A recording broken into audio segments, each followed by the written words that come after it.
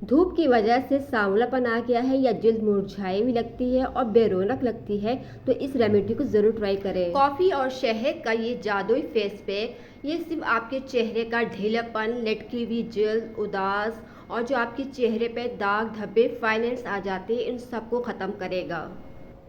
1 चम्मच शहद लें। शहद जल्द को नरम और हाइड्रेट रखता है। शहद आपकी जल्द को इंस्टेंट ग्लो करता है और आपकी जल्द को निखार देता है।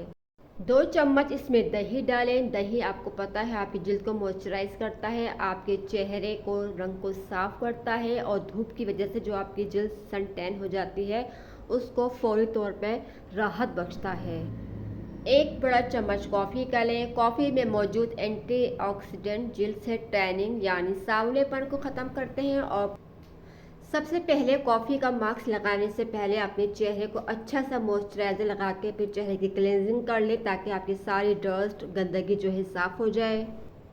कॉफ़ी, दही और शहद का जो हमने पेस्ट बनाया था उसको अपने चेहरे पे लगाएं और कम से कम 15 से 20 मिनट के लिए लगा के छोड़ दें और फिर इस कॉफ़ी वाले जादू के मास्क को आपने हफ्ते में 2 दफ़ा लाजमी लगाना है और फिर आप अपने चेहरे का हुस्न देखें और चेहरे का निखार देखें।